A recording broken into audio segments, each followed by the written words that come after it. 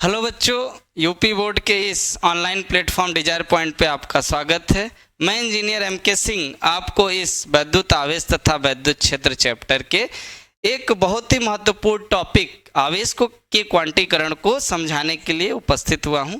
बच्चों, ये जो आवेश का क्वांटीकरण टॉपिक है, इससे आप लोग डर जाते हैं, ये समझ में नहीं आता है। लेकिन मैं आपसे वादा करता हूं कि आज जब ये चैप्टर मैं आपको इस चैप्टर का ये टॉपिक पढ़ाने वाला हूं, आप ऐसा पढ़ लेंगे कि अब पूरे जीवन में आप इसको भूलने वाले नहीं हैं।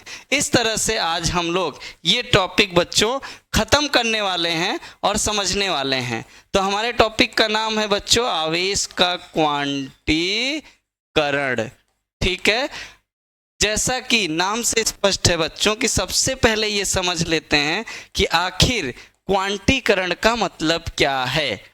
ठीक, तो जो क्वांटीकरण शब्द है बच्चों, वो क्वांट शब्द से मिलकर बना है और क्वांट शब्द का मतलब होता है, यह दूसरी भाषाओं का शब्द है जिसका मतलब होता पूर्ण संख्या से या पूर्णता से। पूर्ण संख्या या पूर्णता से किसका मतलब होता है बच्चों? क्वांट का। उसी शब्द से ये क्वांटीकरण मिलके बना हुआ है। आखिर ये क्वांटीकरण है क्या?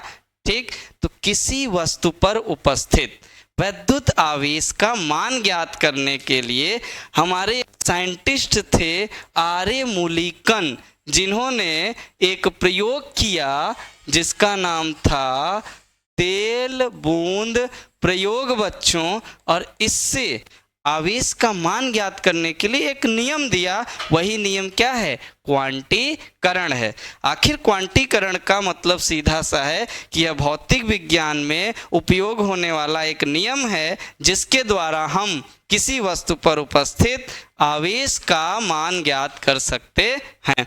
अब आवेश का मान ज्ञात करेंगे तो सबसे पहले आवेश होना चाहिए बच्चों। तो आवेश जो होता है उसका कारण क्या होता है? इलेक्ट्रॉन का स्थानांतरण। बोलिए, अगर इलेक्ट्रॉन स्थानांतरित होते हैं तभी तो आवेश उत्पन्न होते हैं।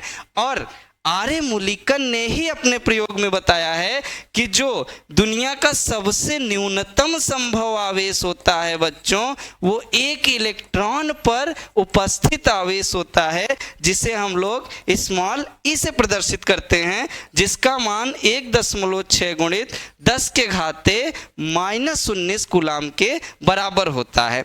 तो जब ये इलेक्ट्रॉन यहाँ से यहाँ पे जाता है तभी आवेश उत्पन्न होता है। तो अगर ये इलेक्ट्रॉन जाएगा तो एक पूरा का पूरा इलेक्ट्रॉन जाता है, टुकड़ों में तो जा नहीं सकता। इसका मतलब अगर इस पे एक इलेक्ट्रॉन गया तो अपना एक आवेश लेके गया, अगर दूसरा इलेक्ट्रॉन गया तो अपना दूसरा आवेश लेके गया। इस तरह अगर माने यहाँ से n इलेक्ट्रॉन लेके गया तो यहाँ पे कितना आवेश हो जाएगा? n × e।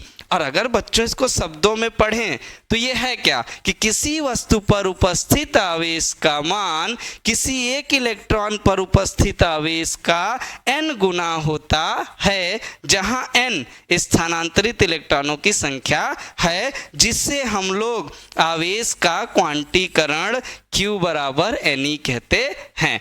मतलब जितना इलेक्ट्रॉन जाए उसमें एक इलेक्ट्रॉन के आवेश का गुणा कर देंगे, वही किसी वस्तु पर उपस्थित आवेश का मान होगा। और इसी नियम को हम लोग आवेश का क्वांटीकरण कहते हैं, जिसे हमारे वैज्ञानिक आर्य मूलिकन ने अपने तेल बूंद प्रयोग से समझाया था। बात समझ में आई बच्चों?